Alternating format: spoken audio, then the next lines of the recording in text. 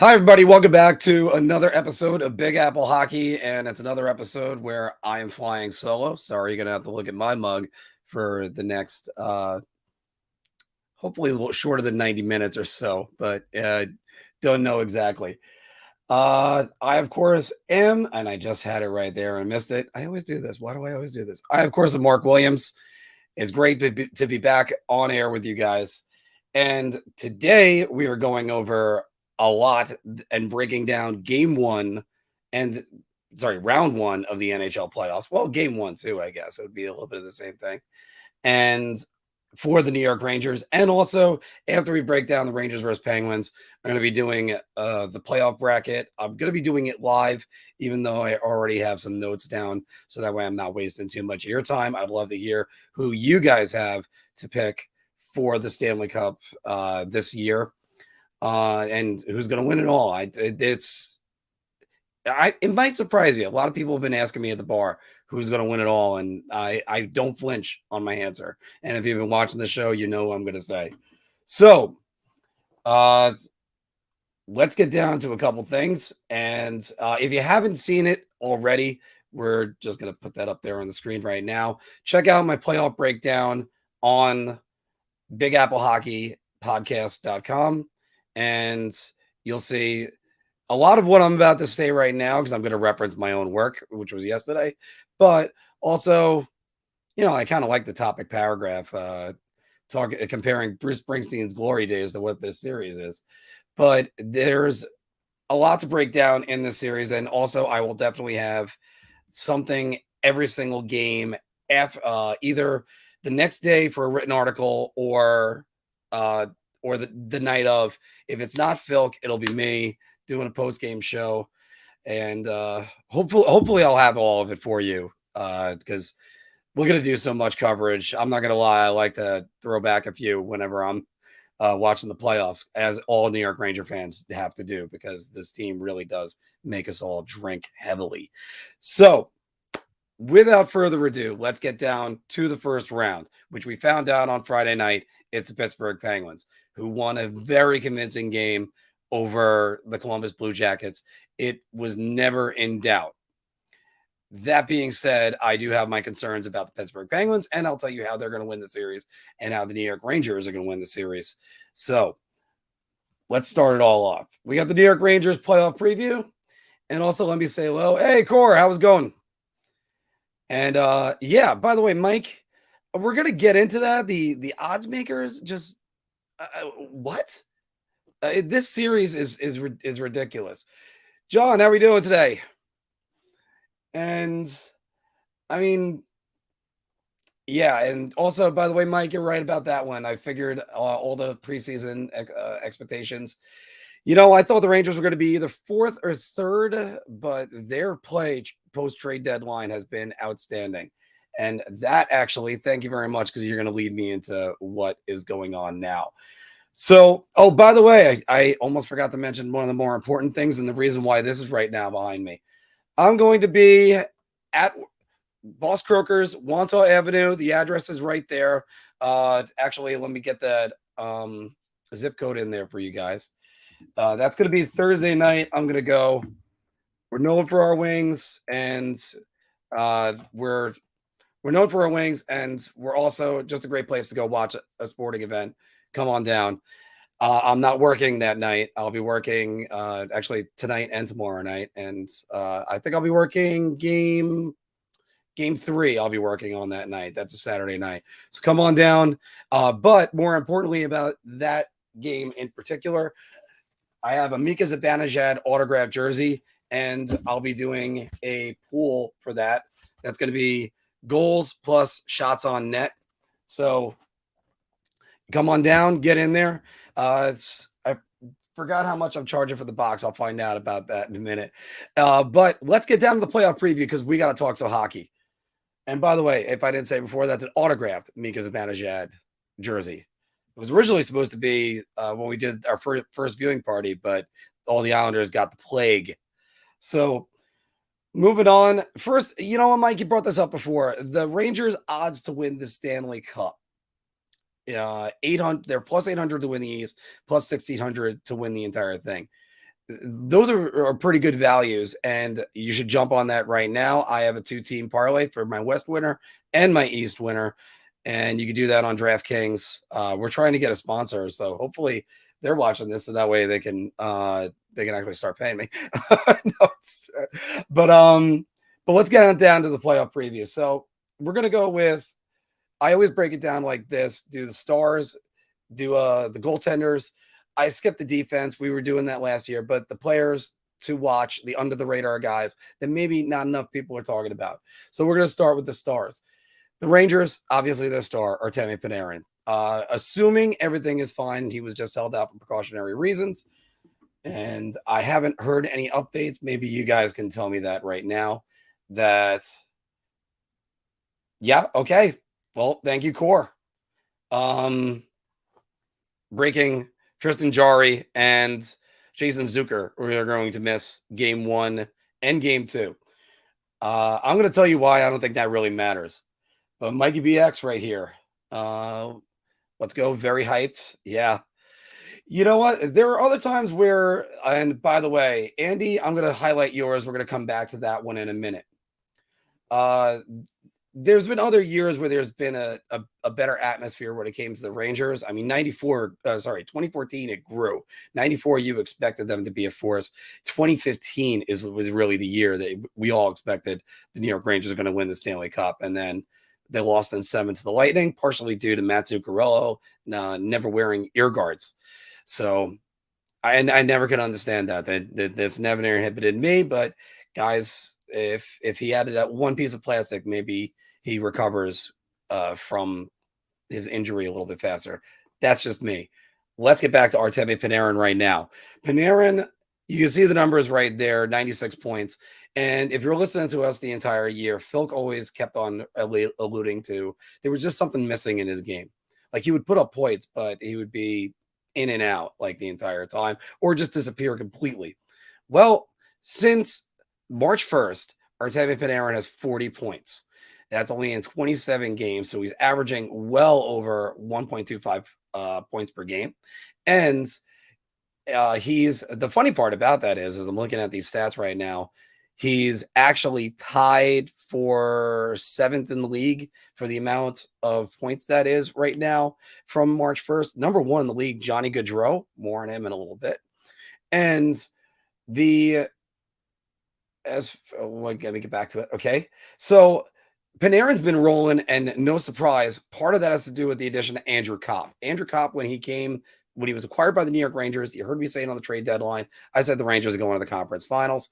And I kind of said that a little bit off just analytically speaking, and as well as a little bit of fandom took me over, because I thought Andrew Copp was going to be the third line center and do that. Oh no, they moved him to the right wing with Panarin, and that line has been crushing it. No player acquired at the trade deadline has more points than Andrew Copp over the entire span up until the last 2 games. I didn't even bother looking at Rickard Rakell's numbers because it doesn't really matter. So Panarin rolling the way he is. He hasn't been in the playoffs since 2018, and you got to think he's going to be motivated and ready to just go off. Hopefully he's 100% healthy. Hopefully there isn't like little nagging injuries. But you know what? Everybody's got to deal with that right now. And his core broke down. Pittsburgh Penguins are dealing with that. More on Tristan Jarry in a moment. Obviously, when you talk about the Pittsburgh Penguins for the last 15 years, you talk about Sidney Crosby. And Sidney Crosby has added one element to his game over the last 5, 6, 7 years that now he is truly among the best of all time. Now, he's an excellent defensive player. And he's even been getting Selke votes as the last 2-3 years in serious Selke conversations. So then that's not anything new. I believe Steve Yzerman has a Selke. Filk is really more of the Selke guy than I am. But it's going to be big. Got to shut down Crosby. I think he's going to be matched up against the Panarin line whenever they can. You saw in 2015 how he could just take over a game. Obviously, he's Sidney Crosby. But Rangers fought through in 2015, beat them. 2014 was a miracle. I could talk about that another time. And partially, it's something I have to add on to the Chris Kreider video that I still have yet to publish for you guys. And 2016, obviously, Pittsburgh got the best of the New York Rangers. And that series was just horrible all the way through. But Sidney Crosby, you gotta stop him. And even though, well, he's got one of the 4 goals against Igor Shesterkin this year. Keep that in mind. So the Rangers, if you want to beat Pittsburgh, got to shut down Crosby. It's always that simple. It's been that same prediction for, since 2006. Moving on to the goaltenders.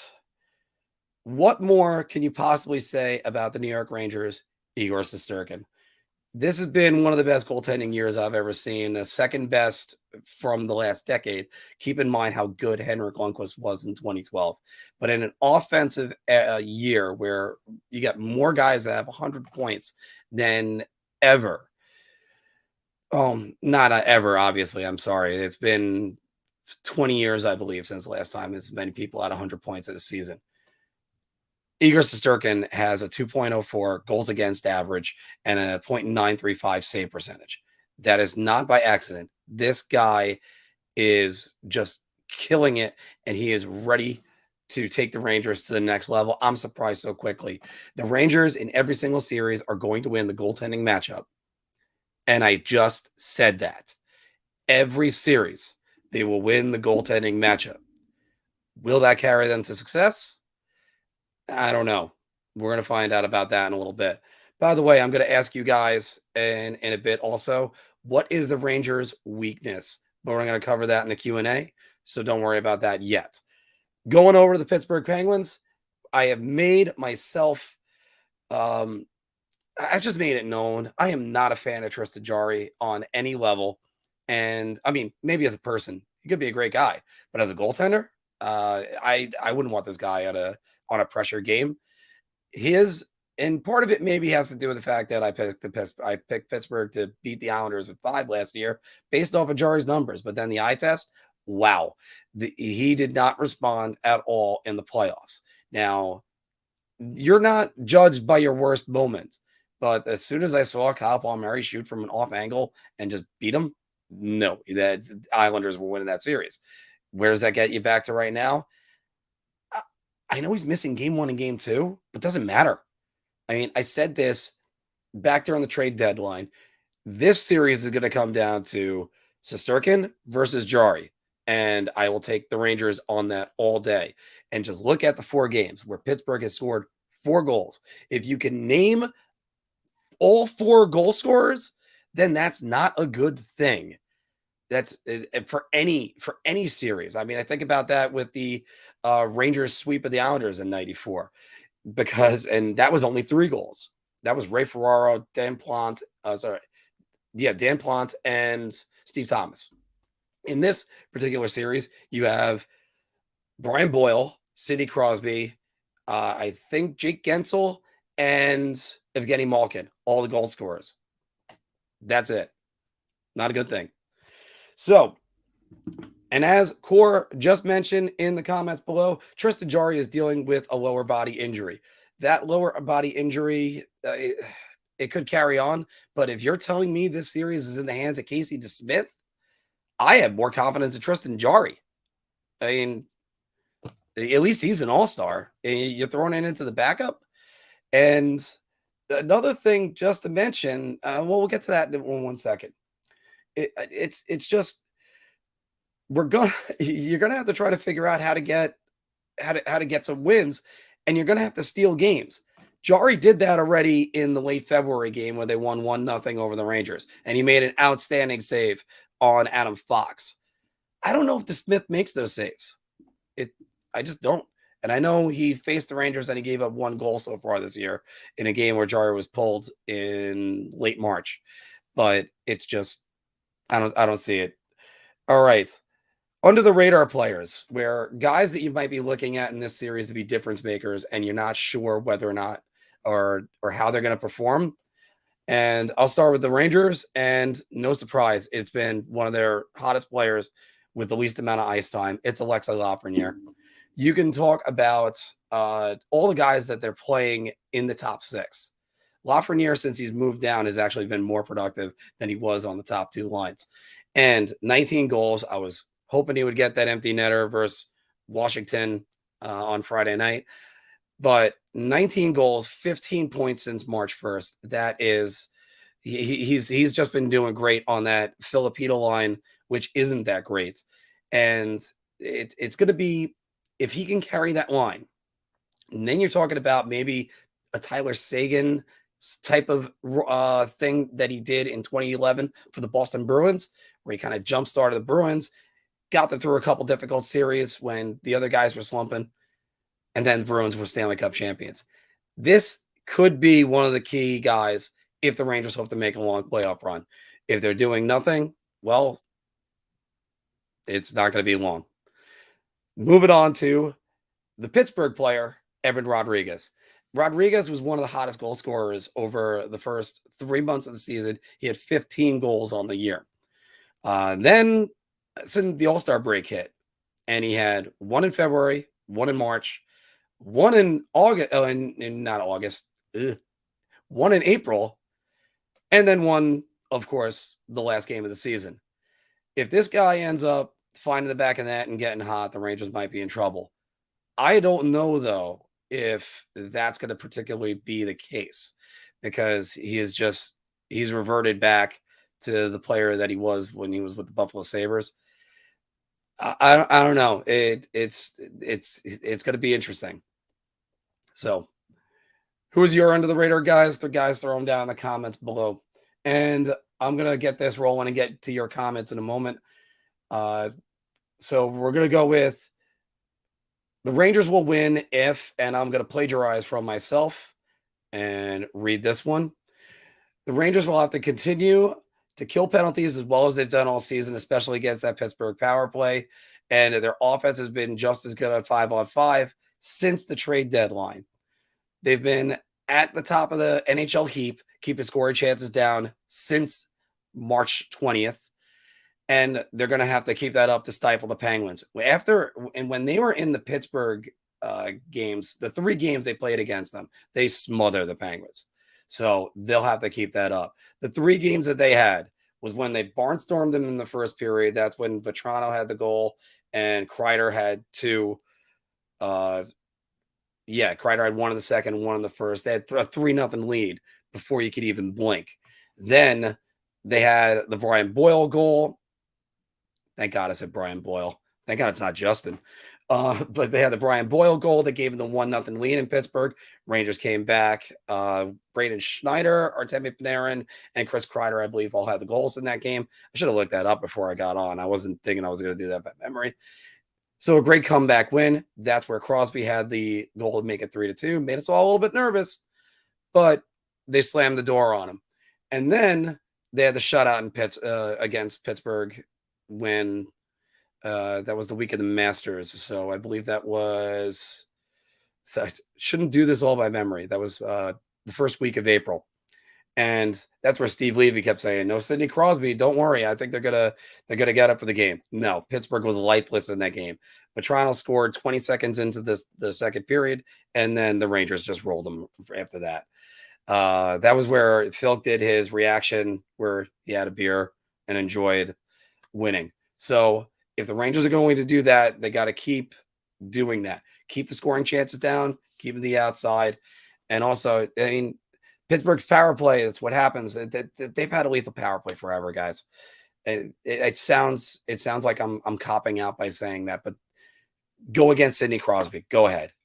So, but the Penguins will win this series if well, they got to keep their PK up. It's third best in the league, and it can neutralize the Rangers power play. If they don't let the Rangers power play get rolling in any way, the 4th best power play in the league, then they may be able to kill momentum and steal a few games at Madison Square Garden. That's the way I could see the Penguins winning this series. And then, of course, Malkin scoring on the power play for the only game winner of the series. That was in late February. And here's the prediction. I got Rangers in 5. I don't see any way that the I can't believe the Rangers are actually underdogs in this series. The analytics community is all over this, and this is the reason why analytics is a tool. It's not a be all end all. The Penguins, since the trade deadline, are an under 500 team. And just in case if you don't think I'm right, I've got the record for you right over here. If I didn't delete it. But they're 8-9-2. They're 8-9-2 since the trade deadline. Did I really delete that? Oh, here it is. There's the record since the trade deadline. That's all I need to do. I need to put that up. You mean to tell me that below 500 team that whipped the Detroit Red Wings 11-2, like that's going to matter? The Rangers right now have the best goals against average since the trade deadline. Defense wins in the playoffs, people. Offense doesn't. So, again, I'm going to go back to this. Penguins at 5, and I'm going to start looking at comments in a moment. How do you beat Igor Shesterkin 4 times in one series? And never mind that. How are they going to be able to push them to 7? I can see the Rangers possibly doing it in 6. I'll concede that to the Penguins because they're the Penguins. That's what they do. They hang around, and they haven't been beaten in a short series like this since, well, the Rangers in 2015. So it's if you're going to try to beat the Penguins, you're going to have to. It's going to be tough. They're not going to be easy games. I highly doubt they're going to be easy games, but we'll see about that. Let me take a look at some of your predictions right now. Let's see what we got. First, Andy, again, I dog-eared this for you because I needed to say this. Yes, Jake Gensel will be one of the difference makers in this series, but I mean, the Rangers have done well shutting him down the entire series, so I can't argue with that. Okay, yeah, I thought they were held out for precautionary reasons. That's why I didn't even bother with that.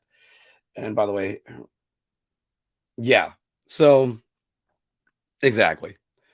So the pundits are almost always wrong. Well, I'm trying to be a pundit now, so and by the way, more on me being wrong in a moment. So the pundits are always wrong. Coaching and chemistry are not valued enough in these assessments. Yes, and by the way, Pittsburgh Penguins got great coaching. Mike Sullivan has done a fantastic job since day one that he got there.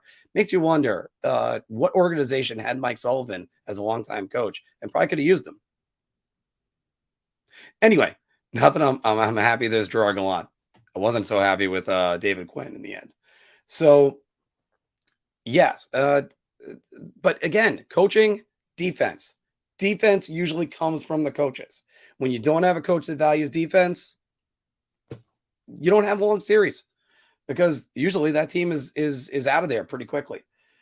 Keandre Miller has become our shutdown D-man to the Stars. That is actually a matchup that I'm waiting to see. I don't know who they would put Keandre Miller and Jacob Trouba against. I guess the Crosby line because they're going to try to match up Crosby. Their third line, Penguins' third line really isn't that great since they moved Jeff Carter to wing. Now, on the other hand, could they move him back to center? I would actually try to get Jeff Carter back as a center. I'm not in love with the Penguins' bottom 6 in any way. It's not what it was last year. And look who I got. First off, this is a great surprise to have. I have Mr. John Filkowski joining me right now. And let me get up your name tag right there. John, by the way, since I was just saying that just now, and of course I have Rangers in 5 right there.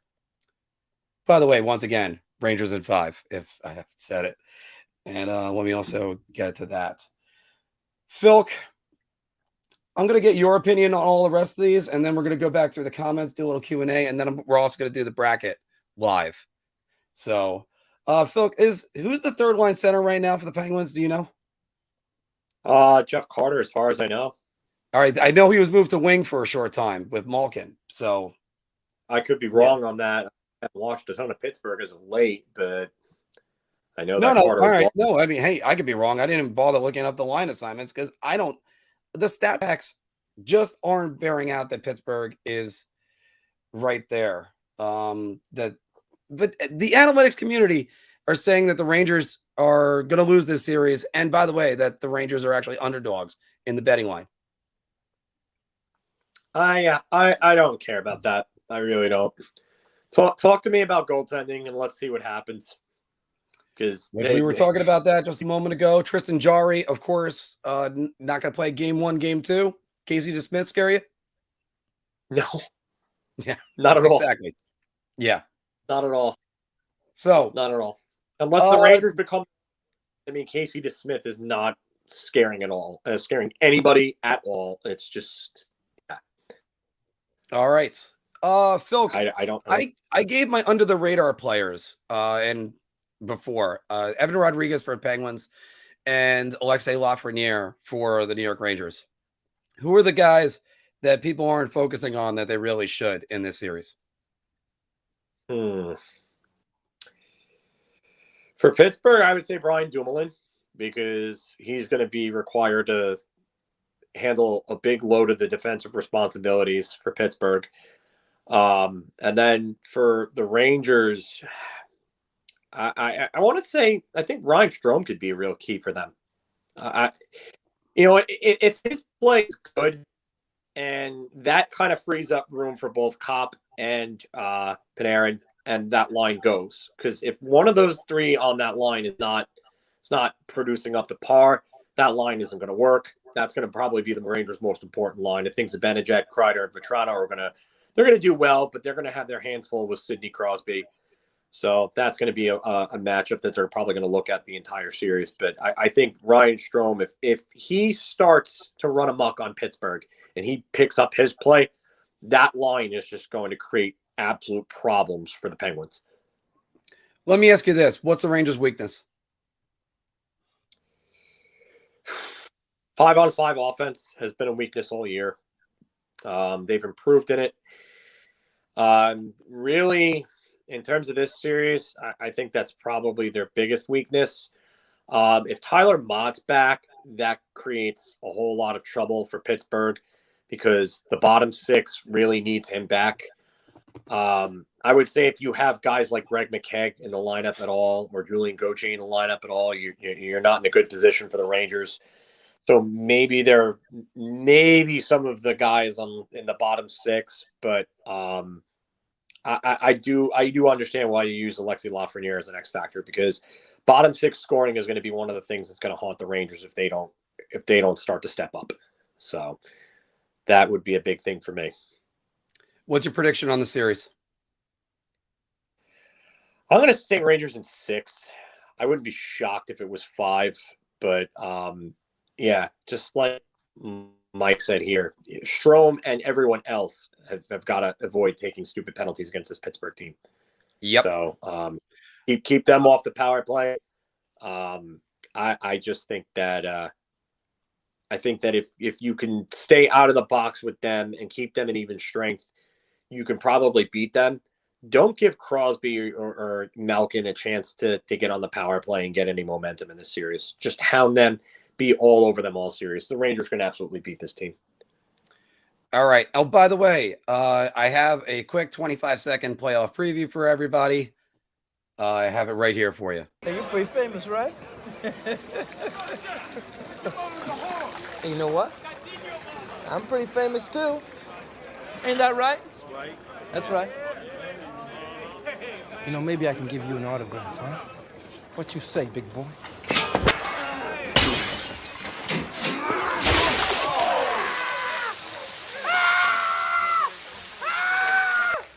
None of you seem to understand. I'm not locked in here with you. That's it! You're locked in here with me! Rorschach. And we'll have that full video coming up for you right now, or later on in the day, I should say, for Instagram. And hopefully I don't have, well, I'm probably gonna have to cut that out for the long show. By the way, once again, guys, as I said before, I'm going to be mentioning this a couple times.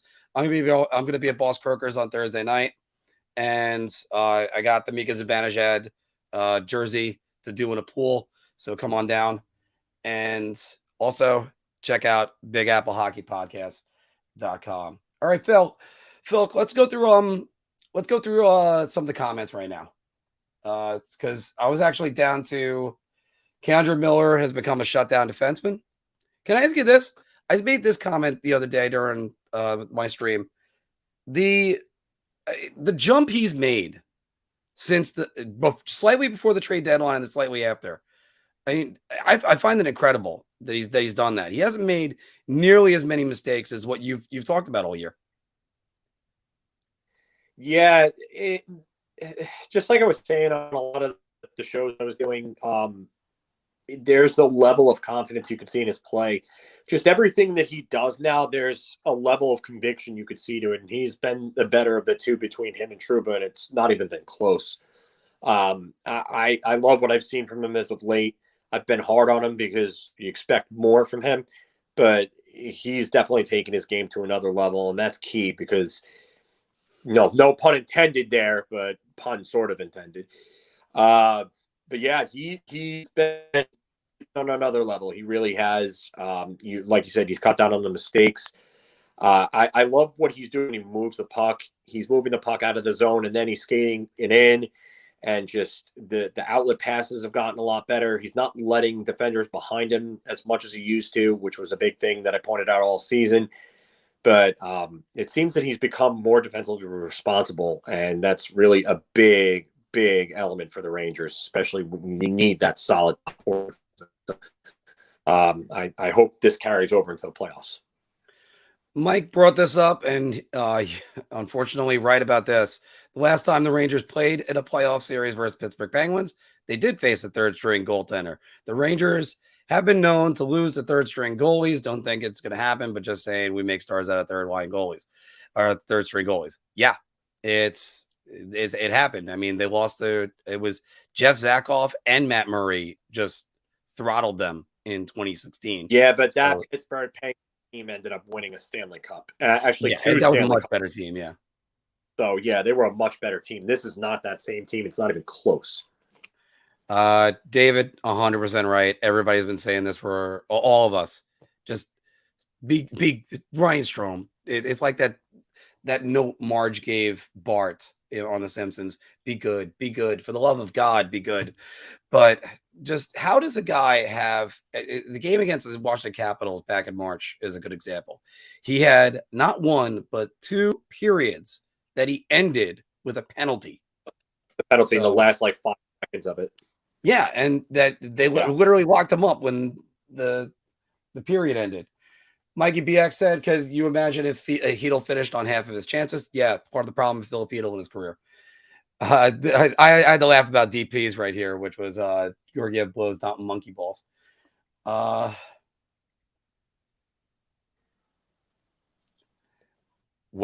this is a wild one. Yeah. Gauthier will finally put it together and win us around. I don't know. That's even if he plays. Yeah, I think Gauthier played his final game as a New York Ranger the other night. So yeah, I don't see him. Unless there's an injury, I don't see him in the lineup. The Penguins will win this series if Igor gets COVID and Brett gets on the wrong plane. Oh. All right. Pop saying 4-1-2.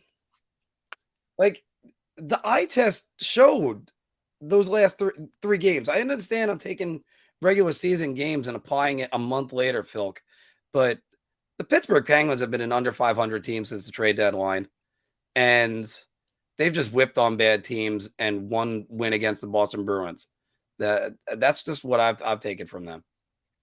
Yeah, I really don't think this is a good team. I don't want to sleep on them, but at the same time, it's just like you said, they haven't been really good, and they've like I said beat up, or like you said rather, beat up on bad teams. They haven't done well against the better teams. The Rangers have dominated them. Again, Carolina 2020. We all look back at that, exactly. But I think that Carolina team was also a far better team than this Pittsburgh team. And even with the addition of someone like like Ricard Raquel, I don't see the difference in I don't see this Pittsburgh Penguins team being all that great. I mean, Jason Zucker coming back can help them. It really helps their top six, but I don't see the depth outside six. And I'm not really scared of their defense or their goaltending either. So, and by the way, once again, you can check out my full breakdown that I had for this series in the playoff preview that I put on. That's now our podcast site. Don't worry, we're gonna get Filk to start writing soon. And wait, I completely took you out of that for a second. And it's as soon as he gets any time, because he's always working now. But there were other things I was trying to look at in this series and think to myself, that the Rangers need to be worried. I think they win almost every. Their fourth line's better. Their top six is better. For me, it's that Heedle line. That's going to be what could get them throttled. Yeah, if the third line isn't responsible enough defensively, that's a problem. But I mean, if the top six is as constructed, that means that Barclay Goodrow's on that third line with Lafreniere and Heedle, and I'm okay with Barclay Goodrow being on that line. It's going to be up to kids to really step their game up, but I think Goodrow helps them. So again, and John Bobbio actually brings up a really good point here. The Rangers team in 2020 doesn't even come close to this one. I totally agree with him on that. So yeah. They also stopped, and David with another good point. They also stopped playing for 3 months in 2020. It was like season, and Capo Caco was the only one who looked like he even cared in that series, especially after the Shea hit on Jesper Fast, which turned that entire series around right off the bat. And trust me, that's exactly the way the Rangers can attack that series if they play Carolina. That's if they play Carolina. First, got to get through Pittsburgh. You can't take the second step without taking the first step. Exactly. More ways the Pens can win this series. Pens will win if Putin kidnaps Panarin and Igor. Putin, fortunately, has got his attention elsewhere right now. The Penguins will win if global warming melts the world's ice and it floods MSG. That's sort of the way it was in the 90s, if you remember. Penalties will be the biggest factor. If the Rangers end up taking a bunch of dumb penalties, that'll hurt them. I don't want to see Nemeth in the lineup at all. I really don't. I want to see Braun and Schneider as a pair. I just think that they're going to need better skaters against this team. Okay, yeah, Carter's been back at the third line. I know he's been doing, like I said, wings sometime for them. Hey, Ziga. Yeah, I think that. Go ahead, Filk. No, I was going to say, I think that the Rangers, this team, the way that they match up against the Penguins is just a very favorable matchup for them. And with guys like Crosby and Malkin starting to get older and slower, and just the wear of all the amount of games that they've played over their careers taking a toll on them. Not only that, but Malkin's got to stay healthy too. I mean, who knows if he's even anywhere close to 100% right now. He's missed a lot of time in the season and missed time again when he came back.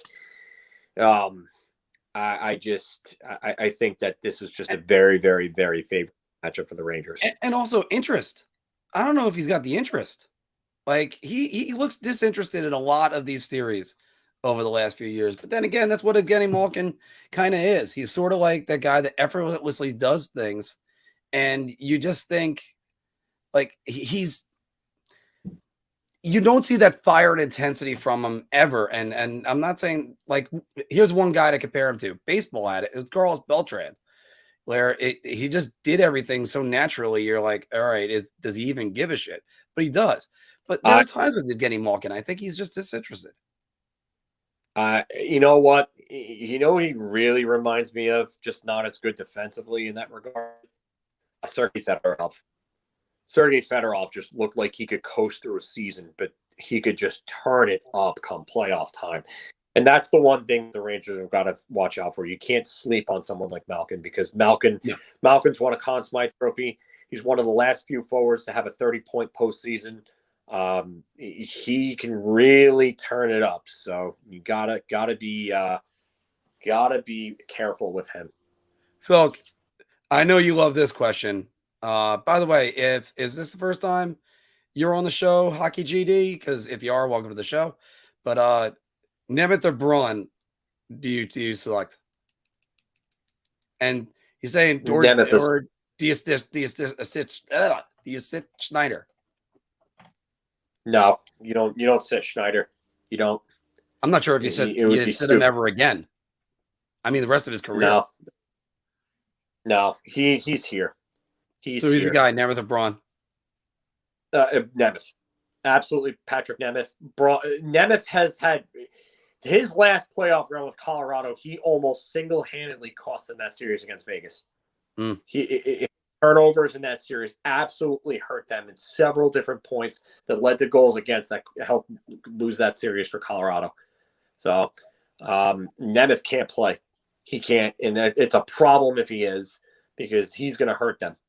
And maybe he can get massed against Pittsburgh because they end up, routing Pittsburgh and just end up all over them, swarming them, and Pittsburgh can't keep up. But if they beat Pittsburgh and move on, and they face somebody like Carolina is going to expose him for what he really is. Yeah, they're too good of a skating team. You need Justin Braun in that lineup instead. Yeah, I'm not David saying said better than he's world's better of a skater. Yeah. David said it would be a major disappointment if the Rangers lost this series. Gotta avoid stupid penalties.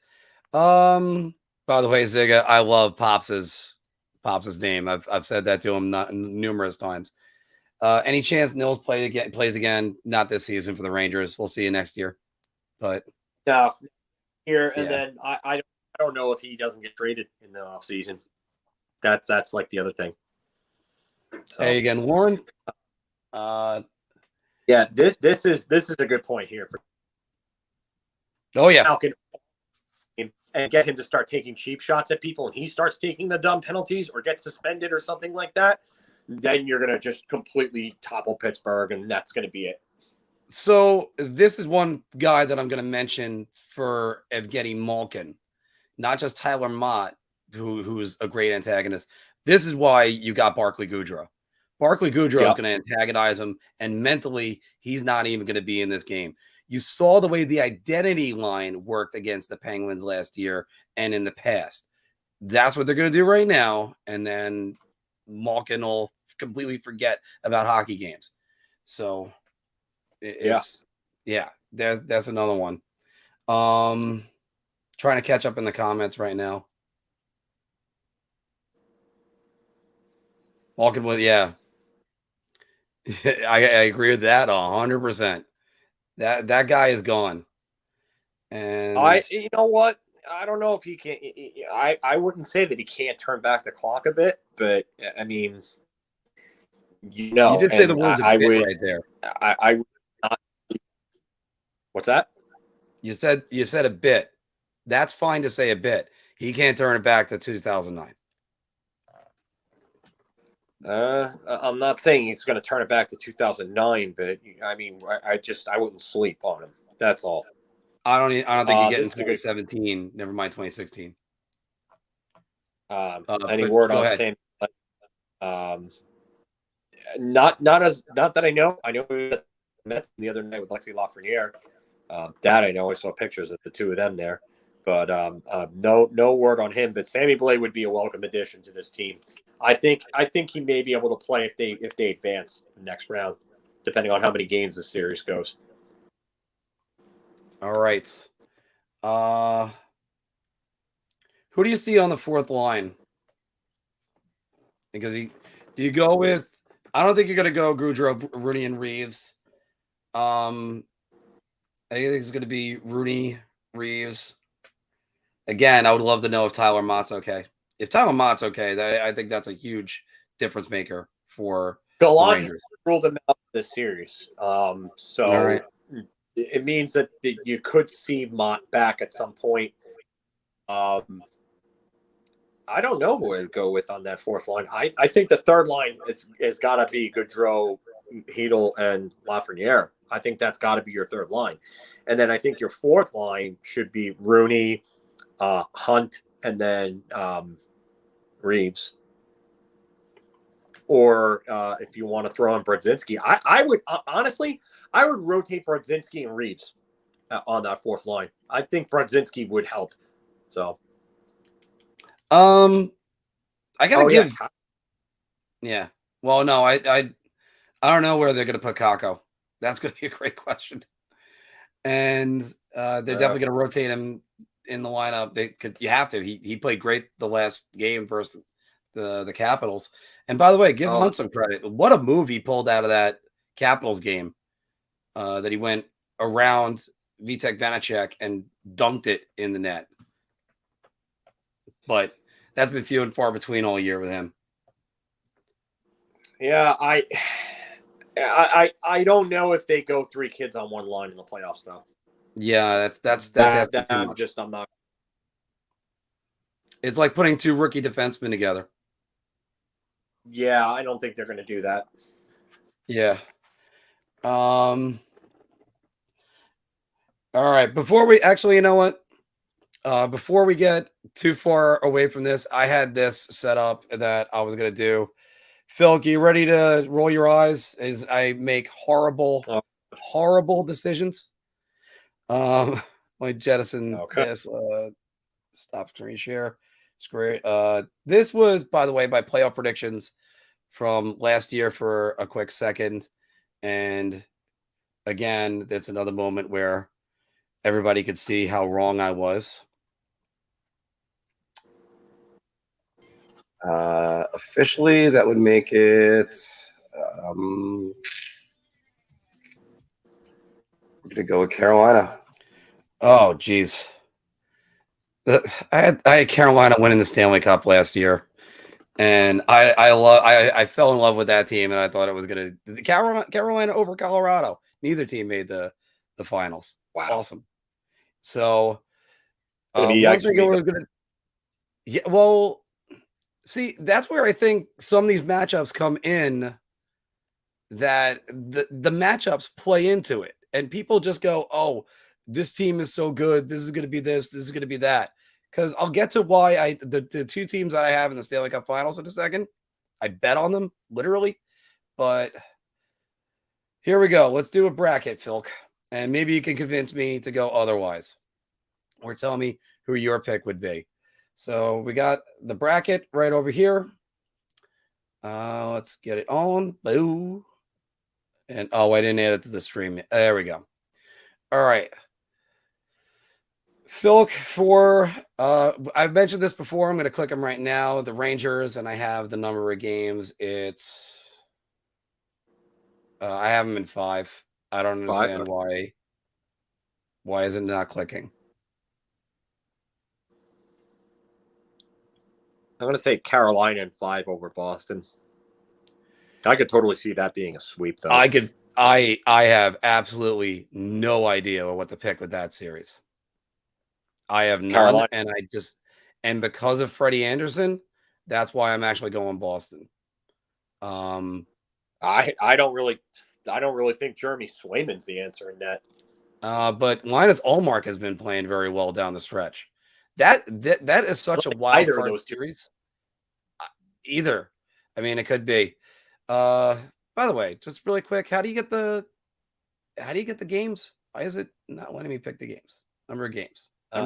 I haven't done these. No, I don't want Boston. I want the Rangers. I'll get into that in a minute. So we'll figure that one out in a minute. Carolina, I don't think it's happening. I know, but Boston and Tampa Bay would end up flip-flopping spots so that Toronto could face Boston, because I think Toronto would beat Boston this time around, and Tampa Bay could definitely beat Carolina. I could absolutely see Tampa Bay beating them. Tampa Bay is going to be a great question. So we're going to finish up the rest of these first round series. I had a lot of these already written down. Hey, Filk, how many games do you think Florida beats Washington in? 5. Yeah. So still don't understand why.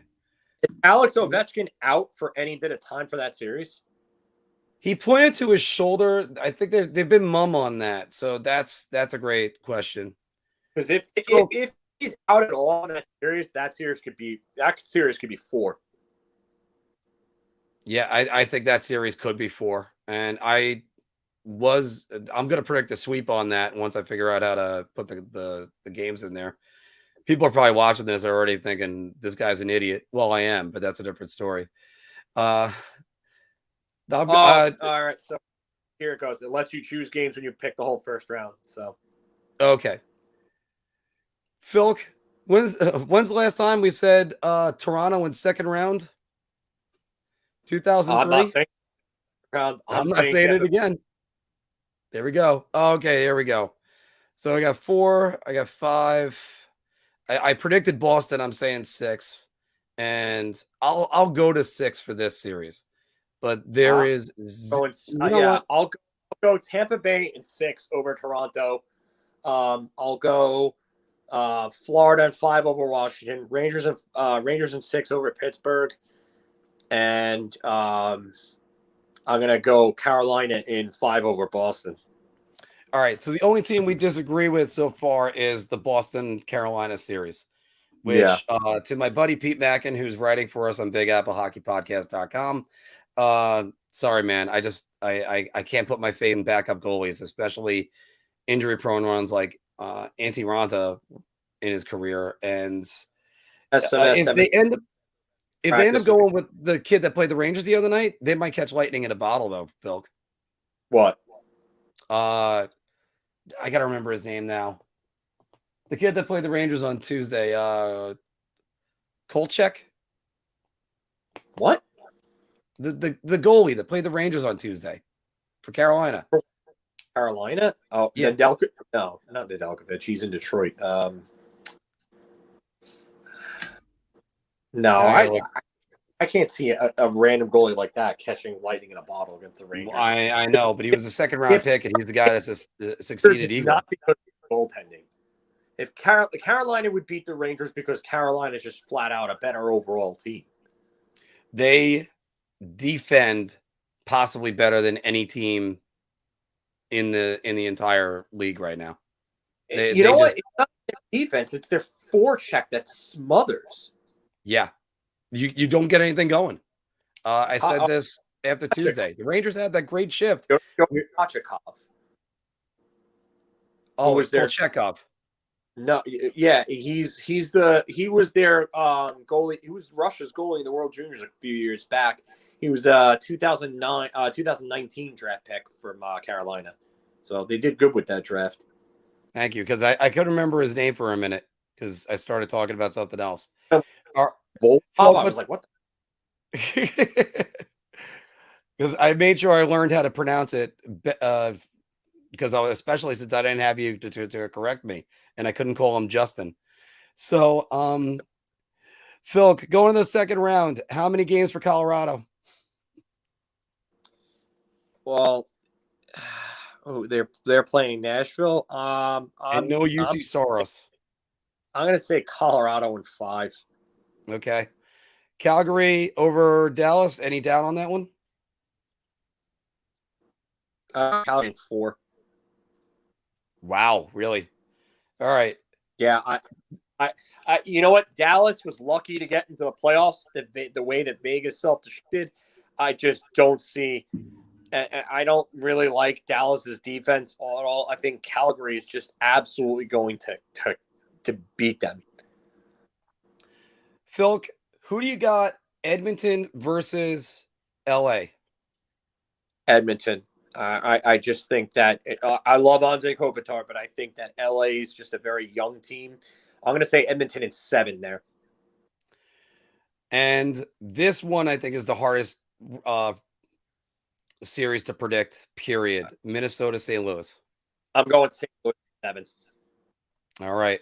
And by the way, for my picks, I had St. Louis in 7. I had Colorado in 4 because with no UC Soros, sorry, Nashville fans, he's been that good for you all season. Soros is not playing? He was doubtful.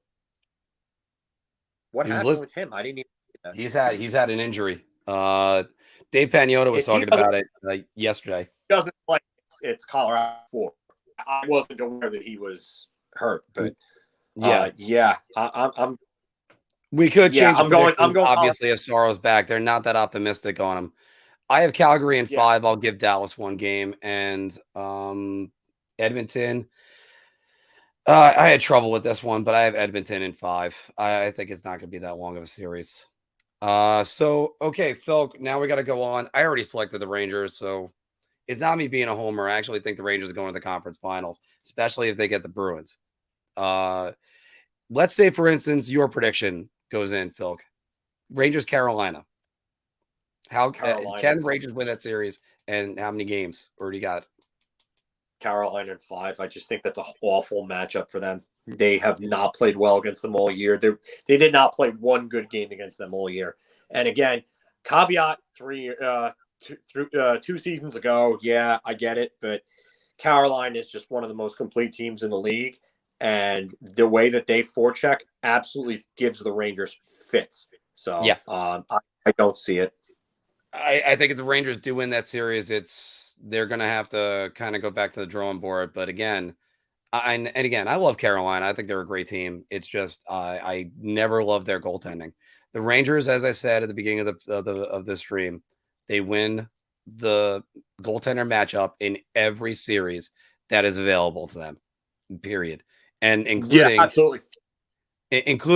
possibly the one in the conference finals. But I'm going to go with the Florida Panthers over the Tampa Bay Lightning. I got Florida over Tampa in 6. What do you think? I have Tampa over Florida in 7. I think that's going to be an absolute bloodbath. Mm-hmm. I just think that Florida lacks experience in the playoffs. And I think Tampa, I know that they gave up a lot for Brandon Hagel, but Brandon Hagel ended up with 25 goals on the season. Nick Paul was a good acquisition for them. I just think that they made the right acquisitions at the right times. They still got one of the best defensive units in the league. I mean, that top 4 is just Hedman, Ruda, McDonough, Chernak, and then you got Sergachev. I mean, just their lineup, and then Andrei Vasilevsky. Sans Igor Shesterkin, Andrei Vasilevsky is one of probably the number 2 goalie in the league right now. Mm-hmm. So I don't trust Florida against Tampa Bay. I think that's going to be a very, very hard Florida even series. That's probably going to be the best series of the entire play. I think that I said that was the best series of the playoffs last year, and I'm going to say it again. It is going to be by the way, this second round looks like it's going to be a great second round, except for one series. I'll get to that in a second. But that's going to be a knockdown, just battle, back and forth offense. I think Florida is just going to be more motivated this year, and Claude Giroux, I think, is going to really help out some of their matchups. Yeah, I mean that's why I think this is going serious. It's going 7. I think that someone like Giroux helps put them over the top, but I still worry about their defense a little bit, and I think Tampa has the defensive advantage and has the goaltending advantage. And the three stars. Tampa. What's that? And the stars on Tampa Bay that's already been through this over and over again. Yeah, they know how to win. And that's another thing. You gotta know how to win. I'm with Dave. St. Louis and Minnesota and Tampa Bay and Florida have the potential to be the 2 best playoff series. I totally agree. Yeah. And all right, gonna go back to this again. I'm gonna say the no-brainer one. I got Calgary again. Calgary is gonna just whip Edmonton. That's gonna be a 5. I got Calgary in 5 games. I got Calgary in 5 in that one. Yeah. Calgary is going to control everything. I'll give Edmonton 1 game. Maybe they figure out how to do it. I wouldn't be surprised if that's a sweep. And that's why when I talk about who I'm predicting for the Stanley Cup, again, guys, it's no surprise if you've been listening to me. But, I mean, that's an easy road to the conference finals. That's a really easy road for Calgary. So, book it. You're going to be going to Alberta right there to go to the conference finals. But you look at this other one, Filk, Colorado versus St. Louis. Wow, Colorado is a deep team. but I actually really like the way that St. Louis is built to win. And I could just see St. Louis in 7 over them. Wow. Call me crazy. I I'm don't not think you're crazy. That's the thing. I don't think you're crazy. I'm not the biggest Darcy Kemper fan. Mhm. I just don't know if he's a guy that could really get the job done. I love St. Louis's depth. You got Tarasenko, you got Buchnevich, you got Ryan O'Reilly, who proven winner. You got Robert Thomas, Jordan Kyrou, Ivan Barbashev. St. Louis has those guys in the bottom 6 that really know how to get the job done. And then their defense is actually a hell of a lot better, especially when you add someone that's a proven winner like Nick Leddy. Nick Leddy's got a ton of experience. He's got a Stanley Cup to his name. I just think that was a real underrated move. I wanted the Rangers to get him at the deadline instead of Justin Braun. But I think that Husso can absolutely outduel Kemper on top of that. And that's really what puts it over the top for me for St. Louis. I'm going St. Louis in 7. You know what, Filk? You changed my mind. I had Colorado in 7. I'm going to go St. Louis in 7. I'm going to put that as the official Big Apple hockey bracket. And wow, now that that just changed the complexion of my conference finals, but it doesn't change my picks. So I hate to say it, but I'm with John on this one. what was it? Calgary. The way that Sutter has them playing right now, and that Cali Yarncroke acquisition to just help fill out that bottom 6 at the deadline, even with Sean Monahan not playing like Sean Monahan of a few years ago. Whew, man, that's not a team I'd want to see in the playoffs. First off, always great whenever John's on. But man, John, you just stole my thunder because that's exactly what I was going to say. Calgary is, and I've been saying this. I said this a couple different times. Calgary is a clone of the 2011, sorry, the 2012/2015 LA Kings. And you know what? Daryl Sutter found a way to get offense out of 2 star players, because nowhere before this season has Daryl Sutter ever coached a 100 line to them. Wow. Put that one in the books, everybody. But yeah, I mean, yeah, like I said, Blues versus Flames. Now, it was already going to be either the Avs or the Blues, but that's why I think the Avs aren't going to be helped by this. And let's face it, let's all have a good laugh. Nazem Kadri is going to take a big suspension and end his season. Oh, God. Could you imagine? That would be the way to go out. But yeah, John, you are 100% right. By the way, Poppy, thank you very much. Very much. Appreciate it. And Mike, I sort of have that feeling too, but I'm not saying a choke. I think they're going to just be outplayed. There's a difference. I think they're a young team. They're a young team. And you know what? You love McKinnon. Cale Makar is real easy to watch just because of how good he is offensively, but he doesn't know how to defend properly. I mean, this is Cale Makar reminds me of 1992 Brian Leach. Amazing offensively, but needed that kick in the ass to learn how to play defense in his own end. And I think he's going to have to learn it. And I just don't think he's ready yet.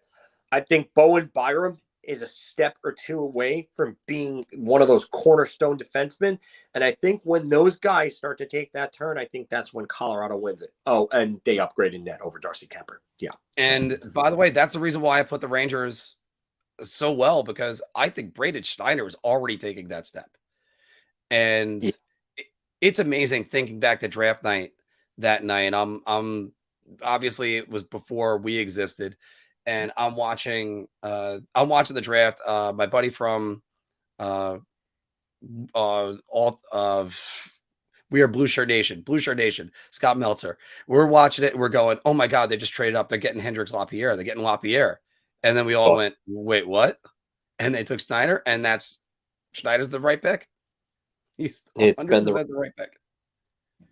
And for 2 reasons. 1, because it helps the Rangers, and 2, kept them away from the Devils.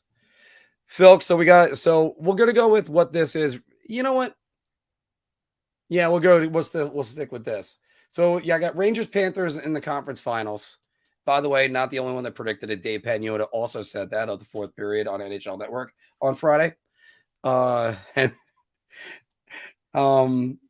Phil, who do you think advances from that series? It's tough because you know what? Florida is such a good team. They really are. They're up and down. They just have the ability. For some real reason, I could actually see the Rangers beating them. I can. I think the Rangers actually match up better against Florida than they match up against Tampa. That's just me. I also think agree with that has a lot of youngsters that aren't as experienced with playoff hockey. Your Barkovs, your Hubertos, your Ekblads, and so on. They're experienced, but Bennett's got experience, but Duclair doesn't have all that much experience. Reinhart, guys like them, they don't have all that experience yet. And you know what? Bennett doesn't have that much experience. No, Bennett's got experience with Calgary. Okay. Yeah, he's got experience with Calgary. I know he had the playing round. I didn't know if he had anything else. Giroux, yes. And Giroux can be a leader, but I could see the Rangers matching up well against them. I'm going to go homer pick here, and I'm just going to say Rangers in 7. Here's the reason why I'm going to do it. It's a little bit of a homer pick, but it's also not. Because, again, the New York Rangers are the number 1 team in goals against average since the trade deadline. And as I said earlier in the broadcast, defense, go with defense. The team that defends best usually is the one that's going to come out the winner. That's why I'm going to go with the Rangers over the Panthers. A fully loaded Panther team, my God, though, that offense could be scary. So, but they're not. Yeah. But what's going to be left of the Panthers after Tampa? You know that they're not going to produce at that type of level in the playoffs. It's just not going to happen. Not only that, but the way that the Rangers have been playing hockey since the deadline, they've been playing playoff style hockey. They've been built for that. Florida continues to rout teams. And you know what? You're going to run up the score against teams. That's great. Fine. You know what? Good for you. But you're not doing that in the playoffs. You're not going to. You're not the 85 Oilers. You're not the 88 Oilers or anything like that. And they still need a Grant Fuhrer. And they still need a goalie. To me, but I just don't trust Bobrovsky. Bobrovsky has not been the same since he's left Columbus. And they don't have a ton of experience aside from Giroux and Ekblad and Huberdeau and Barkov. There are a lot of guys that really lack experience on that team. So I think the Rangers could beat them, and I think the Rangers will play the tough kind of hockey that would give some of those younger players on that team fits. And I'm having trouble with this. How do you beat Igor Shesterkin 4 times in one series, especially with this offense? The Rangers. This is a much better offense than what they had in 2015. Go, Filk. Yeah. You know what? Yeah, they have Joe Thornton, but what is Joe Thornton at this point? Joe Thornton isn't even Dave Andreychuk in 2004 at this point. He's a shell of himself. So, and it's, you know what? Yeah. And by the way, it's not crazy to have the Hurricanes in there. So, because the Hurricanes another thing. Kaniak's actually right about that. It's hard to see Igor Shesterkin in a series to get him to lose 4 games in one series. Not only that, but the Rangers have improved 5-on-5 big time. The Carolina is the one team I would want to avoid. I'm really not afraid of any other team in the league. Actually, there's one other team that scares me, and they're still left. And we're gonna talk about that series in a second, because Phil, you actually changed my mind because it was supposed to be Colorado, and I'm looking at the St. Louis series and going, that just now I have to reevaluate everything. Thanks, Phil. So, and by the way, Kaniak, once again, just to mention, the only reason why I don't have the Hurricanes on here is because of the goaltending situation next week. Other than that, they could go all the way. because I thought Anderson's about them hurt. last year. That changed everything. I don't know how Kochkov gets them there. So Yeah, and also for that matter, Antti Ranta. So let's get yeah, down I to don't trust. this. Let's get down to the Western Conference now that we have it down to the Blues and the Flames. Filk, I'm going it's almost a 7. no-brainer for me, but it's going to be a lot more of a difficult road. But I got the Calgary Flames, and I got them. I'll say 6. I'll say they close it out in St. Louis. Then That matchup would be an absolute bloodbath. You've got two teams that are built to play in the playoffs. The only reason why I could see St. Louis beating Calgary is center depth. They have better center depth. yes, And you have guys like Robert Thomas and Ryan O'Reilly down the middle. And where's Calgary's center depth? Where is their center depth? And you win with centers. And John made the comparison to the obviously the Sutter Kings from 2012 to 2014, but the Sutter Kings had amazing center depth, and that's why But I think the coaching of Daryl Sutter over Craig Berube, for me, Daryl Sutter's just a great coach. So I'm going to say Calgary at 7 there. yeah. And now let me just say this: I know David brought up Jordan Binnington, and Warren is doing that right now, but a hot goalie does make the difference. But really, that St. Louis team, I thought it wasn't just a hot goalie.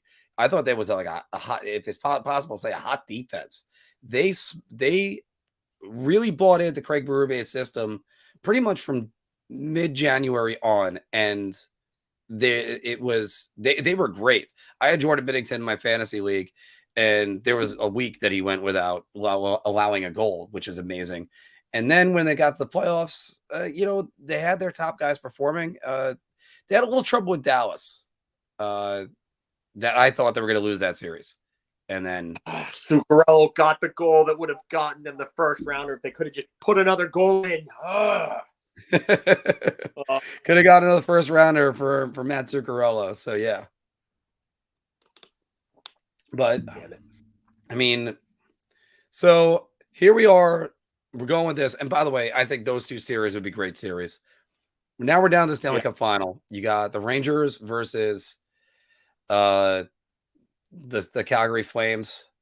Ranger fans, I'm sorry. That is where it all ends. Calgary Flames would be the Stanley Cup champions, in my opinion.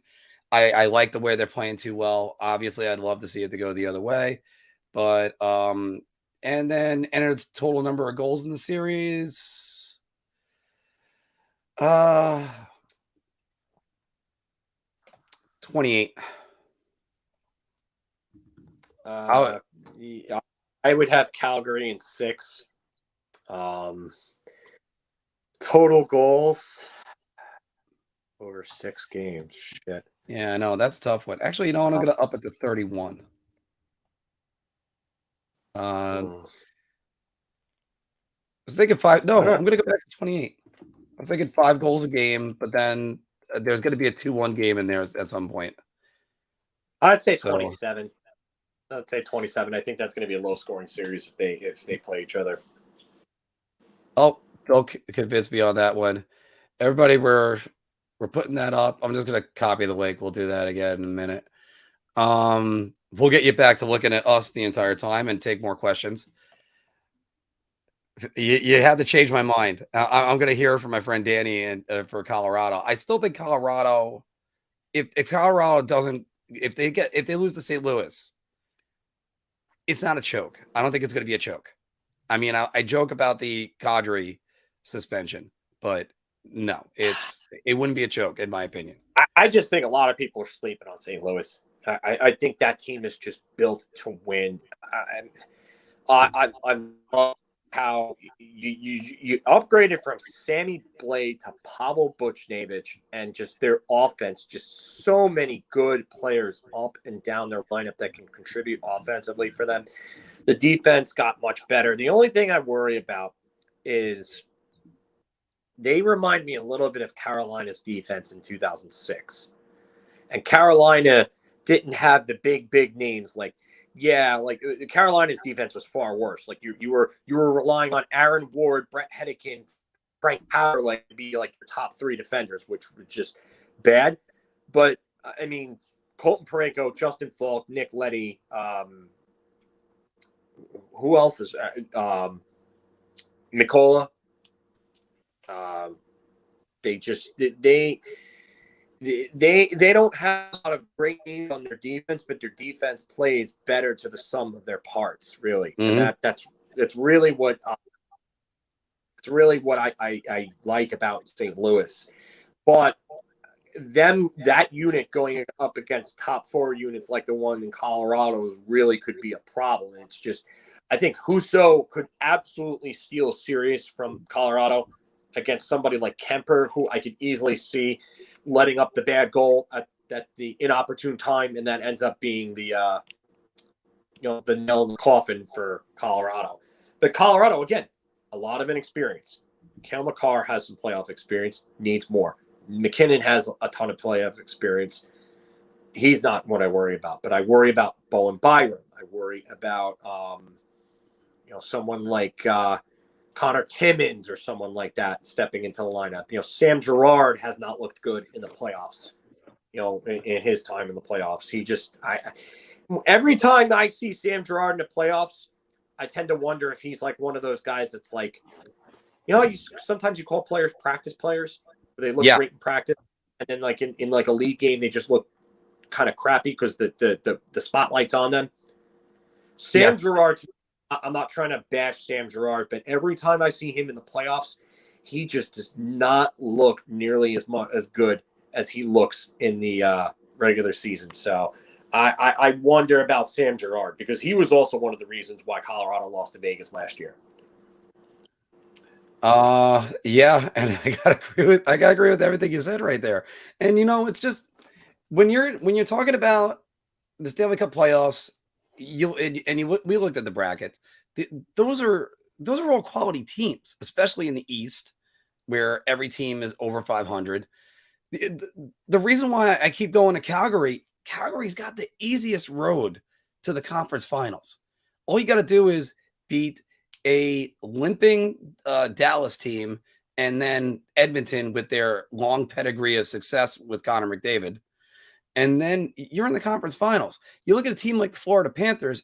I did put them in the conference finals, but they're going to have to get through the Tampa Bay Lightning. And oh, by the way, all disrespect to the Toronto Maple Leafs on this one, is that it's just if they get Toronto, that's a different series. But they're not going to. Yeah, if they get Toronto, I think they're smacking Toronto around. I don't think Toronto has what it takes to beat Florida. Or a net. Their goalies. Jack Campbell's their starting goalie. He's got a sub-9 goals against. Sorry, not sub-9 goals against. Everybody does. If your goalie has over a 9 goals against, a sub-9 save percentage. It's just you can't win like that. Because, by the way, Filk, again, whenever we talk about goaltending in the playoffs, this is the way I broke this down. If your goalie is likely to give up a soft goal, let's just you pick a name out of the hat. Let's just call him Tristan Jarry. And he lets up a bad goal. You're on the bench and you're slouching your shoulders and you're going, God, we just got ahead 1-0, or now we're down 1-0 and we need to come back, because it just kills your bench every single time. And when he makes a big save, then hey, we got another chance to go get the game winner or something like that. It works just the opposite. Like Patrick Waugh, the story about him going to the bathroom in between overtime saying, guys, they're not going to score on me. Don't just go out and go get the winner. Like that's just for lack of a better words, big dick energy. Yeah, it is. That is swagger. Yeah. Oh, swagger is a better word. Yeah.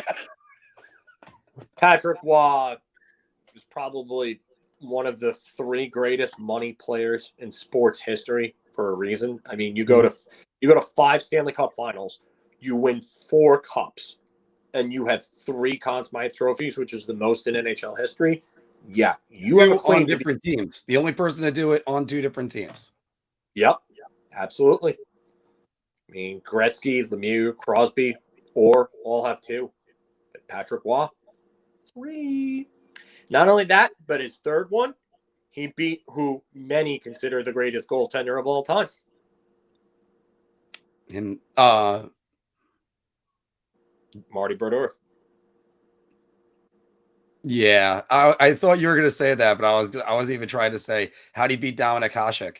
But Yeah, I know. But I obviously Marty is not the greatest of all time, but just some people who don't really understand that, 6 Vezinas and 2 Hart trophies trumps 4 Vezinas and 3 Stanley Cups is, yeah.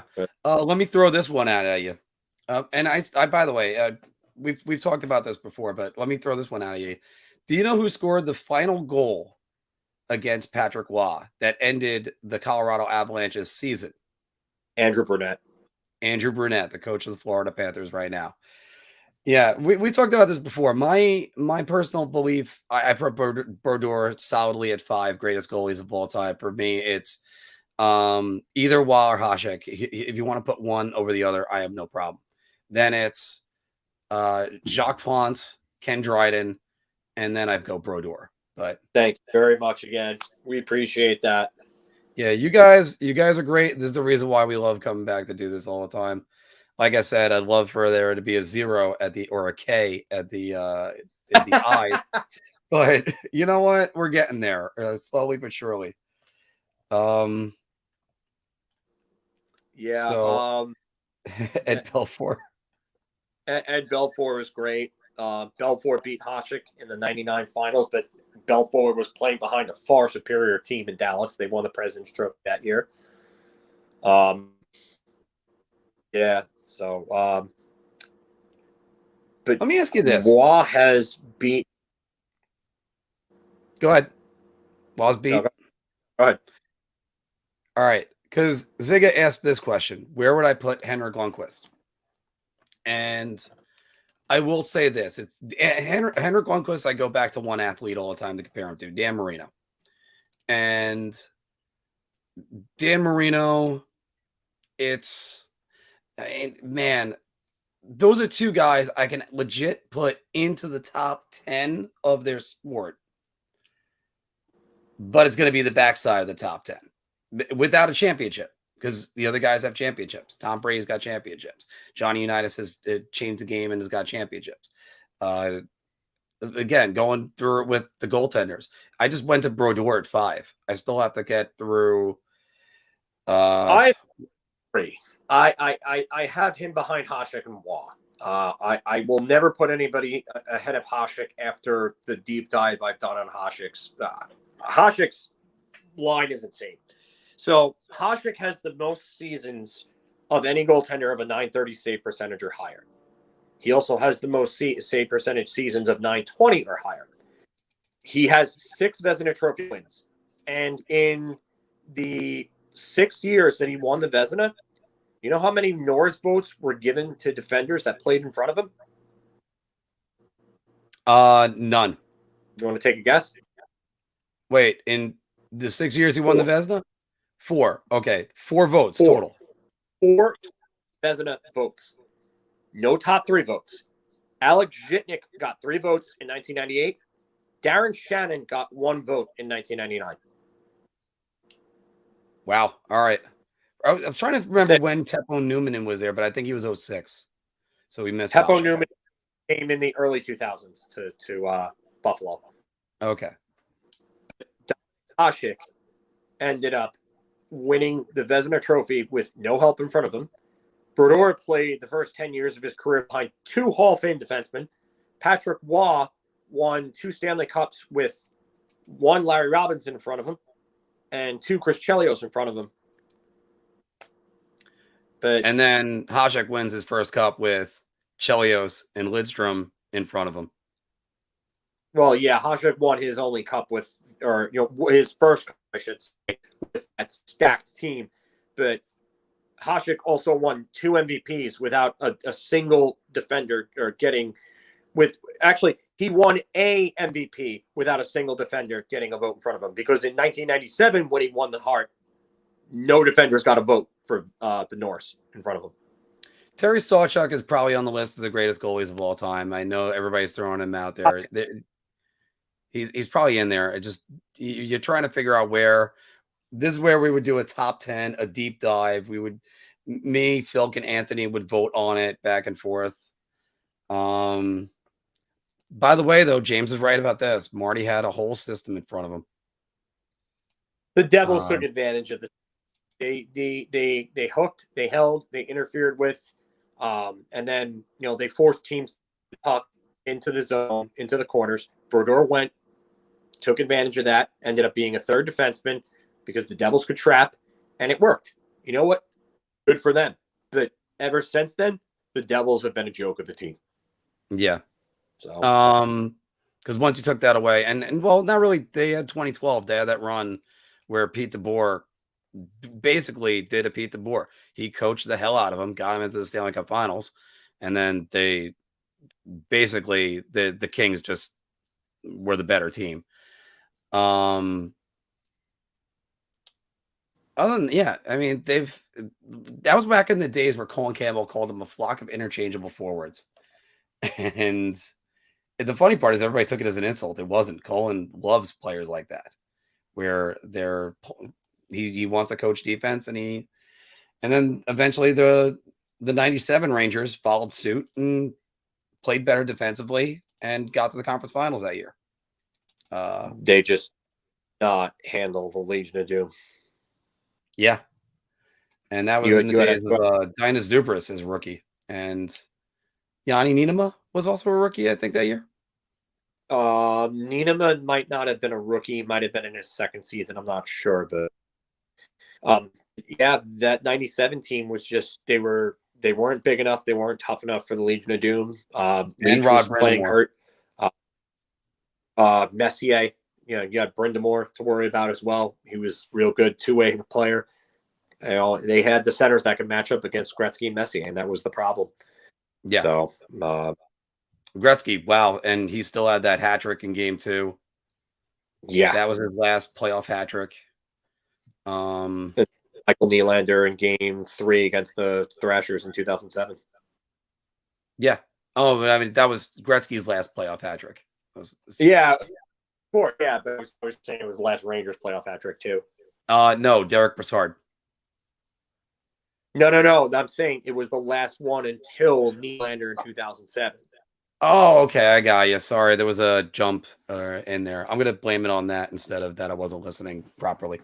So, idiot. So, I do like what Poppy's saying right here with the watch Crosby in a scrum and how the refs are not going to blow a whistle or take issue with it. See, I think refereeing can change that series. That's the one thing. Yeah, that's the one thing I worry about. I worry about the refs more than anything because these guys are they're in Pittsburgh's pockets. It's just this whole season I've seen that Pittsburgh has just gotten away with nothing but murder. I don't know how Evgeny Malkin didn't get a 20-game suspension for what he did, cross-checking what's his name in the face. That's just absolute garbage. Yeah. I mean, and yeah, Filk even called that one. Said watch it be a fine. He got 2 games, I think, right? He got 4 games, I think. He got 4 games. Okay, yeah, because it was 4 games. It was a phone hearing. The max you can get is 5. In person, it's 6 or more. So it's absolute garbage. Just yeah, but so I actually feel very confident about that bracket, Filk. I feel confident, and hopefully we'll be the toast of the town when and by the way, you can thank us if that is the final bracket, Calgary over the Rangers. Although, by the way, you'd probably be too busy cursing us out. Yeah, take the refs out of the equation, John. That is 100% right. Yeah. And on that. And you know what the funny part is? We were starting to wind down, but we're joined by Mr. Anthony LaRocco back on the air. Hey, and all 3 of us are back together. Wow, this is what it took to get us all back together. It's just talking about the Rangers in the playoffs. And how are you doing out there? Pretty good. How about yourself? How you holding up over there, buddy? I'm it's day by day, let the slow healing process begin. But had to head out in a little bit for my niece's birthday party, but I figured I'd surprise you guys for a minute or two. Nice. No, good one. Nice. Yeah, quick question. Who do you got in the Rangers and the Penguin series? The Rangers. I think the Rangers are going to run through the Penguins like X-Lax, like the Rangers did the Islanders did the last 2 times they played them in the playoffs. The Islanders, thank you. I appreciate that, Dave. Very much so. The Islanders handled the Penguins easily the last 2 times they played in the playoffs. Jarry turns into a sieve in the playoffs, so I'm not really, and I know his status is a little questionable. So, I got the Rangers in 5 or 6 games. And Mark, I saw that you picked the Bruins. I don't think there's any shot of that happening. I mean, Linus Ullmark is starting game 1. I don't think he's good. I don't think Swayman is good. I know Anderson is out, but I think the Hurricanes are too good of a team to lose despite that. I think they can make up for the fact that Anderson's not playing. Yeah, I actually agree. I not agree with that. I mean, I totally understand that. I'm just still not a believer on when your number one goalie's out. I do have to say, I get that. Thank you, Tom. And right now the Bruins have been playing better, but on the other hand, you know what? They're gonna have to rely on that clutch play of Taylor Hall. Yeah. So, I also happen to think Minnesota is going to beat St. Louis. I'm a big Kirill the Thrill fan, and I don't know, something about St. Louis. I know Binnington's not good. I know Husso's their guy, but he's untested in the playoffs. And they got Fleury, who obviously is very tested in the playoffs. I think it's going to be a really entertaining series. Could go 7 games. That series is going to be probably one of the best of the playoffs. Yeah. The thing for me in that series, like, I get that Minnesota's offense has really come from one line. Yes. It's come from one line, and Kevin Fiala. Mm-hmm. So are all the other guys on that offense going to be able to step up against a really solid, well-rounded two-way team like St. Louis? I don't see it. I get that Fleury could steal them a series, but I just think that St. Louis is just a much better built overall team. Yeah, that's very true. I do think St. Louis is more battle tested, and their defense is pretty rugged. I think it's going to be a great series, though. I just like Minnesota. I hope they can pull it off. But let me throw this one at you. By the way, no surprise, the numbers jumped up as soon as Anthony got on because they're like, yes, the return of Anthony. Haven't seen him in 2 weeks. But let me ask you this, because a thing on NHL Network, the radio, and there's also our friend of the show, Dave Pagnotta. He a lot of guys have the opinion that all 4 goaltenders can be playing in this series. What do you think? Wait, in which series? The Minnesota St. Louis series. All 4 goaltenders playing? Yeah. I mean, I get why you could say that. Talbot was pretty good. He was decent for Minnesota the majority of the year before they got Fleury. So I think maybe why you could think that they want to throw him in there. But unless Fleury falters, I don't really see any reason to make a switch. If Fleury has a bad game, of course they'll pull him and Talbot will be there. But I don't think it's going to be like a platooning situation if that's what he was trying to say at all. But no. I think it's more or less that they're just going to go back and forth because they're all faltering. They're trying to get the hot end. Yeah, I don't know. I mean, it's possible, but I don't particularly see it. But that's the thing. Like, you don't go and trade for a Marc-Andre Fleury to platoon him in the playoffs with someone like Cam Talbot. No disrespect to Talbot, but it just doesn't make any sense. No, not at all. The other series, I think I've kind of gotten back and forth on. I ultimately picked Edmonton, but I wouldn't necessarily rule out LA beating them. I mean, Edmonton, we all know what their warts are. You know, Mike Smith, Mhm. you know, is old. He's not particularly good. Koskinen isn't good either. Nope. And you know, their defense still really isn't great. You know, so I think it just comes down to if Draisaitl and McDavid could just overwhelm LA and just, you know, be point machines, then I guess Edmonton will win. But I don't know. I just wouldn't count LA out. I Oh think no, and that series could either be that series is who the hell knows. It could be Edmonton in 5 or LA in 7, for instance. Yeah, no, I totally agree with that one. I take Edmonton in 7, but I definitely see where you're coming from. The thing that concerns me with, and I know this could also apply to Edmonton too, because they haven't really seen much playoff action, but LA's a young team. They are a very young team, aside from their obvious, you know, mainstays, longtime mainstays, and Kopitar and Doughty. Like, where else is there playoff experience on that team? Dustin Brown. Well, that I listed him. Okay, yeah, and I think this is his last season too, right? It's his swan song. You know, he's retiring, so you know maybe he's got one last good playoff push in him. Is Doughty coming back for the playoff? Or is he done for the year? I'm not sure. That's a good question. I don't know. If he's out, then they're screwed. I don't see any way that they beat Edmonton without Drew Doughty. Yeah. See, that's the one that I kept going back to, because I knew they said he was out. I just don't know how long. Thank you, Azul. It said the rest of the season. That was on April 11th. I love that. I love the questions on Google. Is Drew Doughty still injured? Yeah, it says they said the rest of the season. I just don't know whether or not he's coming back for the playoffs, or if they meant regular season. I don't know. If he's back, that might change my pick.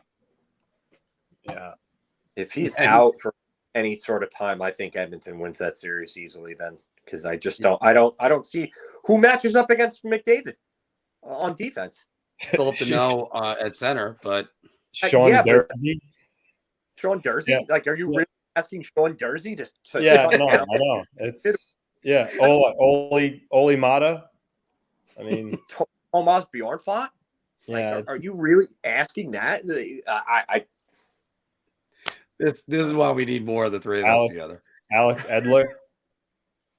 Yeah, Alex Edler being the guy that matches up against one of those two. Yikes! That's gonna be a yikes for me, dog.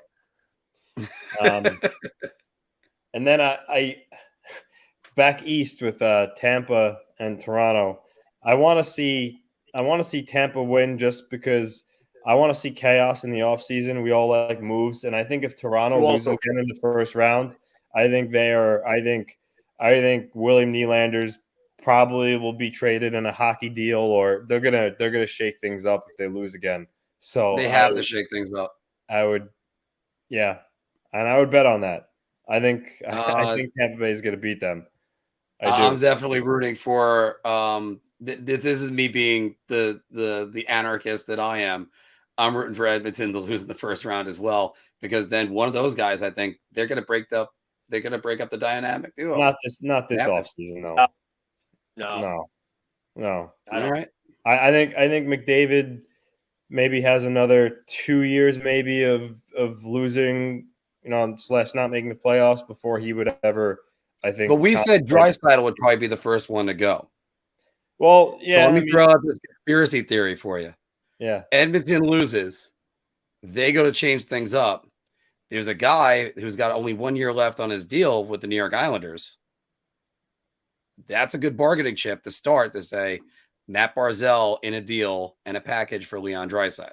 I mean, I would do that, but I just simply don't see Edmonton. You know what it is? Because when you trade a player like Leon Draisaitl, you're not going to get fair. You very rarely get fair value back in that trade. It would almost be impossible for Edmonton to really win that trade if they move Draisaitl. So I don't know. Yeah, I don't see them breaking the two of them up anytime soon, to be totally honest with you. All right. But Definitely I'm won't gonna last forever. head out. I gotta get ready for that party. I do want to. I know all the focus is on the playoffs. I do want to try to get a show, just talk about Islander side of things for the off season. What's to come? What's to come? We're for them. definitely doing it on the show. Yeah, I know. We're definitely doing that. I think Big Lou's gonna speak. They already had their breakup day. I think he's gonna speak sometime this week. So, but knowing him, he's not gonna really drop any hints of what's on his mind. But I expect an active off season. So it should be fun. Yeah, well, I agree with that. I think there's going to be a lot of hockey trades with them. And so. I think it was pretty much assumed, but I think Chara's done after last game. They were chanting his name. He shook hands with everybody. So it looks like he's going to be. Oh, hold on, Anthony's still there. I got you. Well, now we lost him completely. Yeah, he was in the green room, and now he's off. Yeah. But we're probably gonna go about another 2 more minutes. I want to see whether or not Anthony comes on. Yeah. By the way, everybody, once again, we got 34 of you watching right now. I'm gonna be watching Game 3 at my job, but I'm not going to be working. Boss Croakers in Wanshaw, and I got a Mika Zibanejad autographed jersey that is going to be in a pool to raffle off.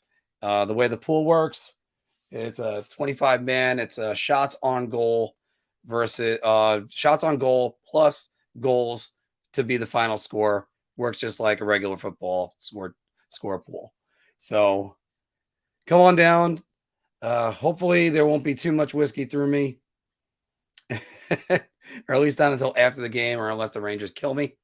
So, yeah. Filk, you're on until 10, right? Yep. Yeah. Oh, wow. All right. I guess Anthony's not coming back on.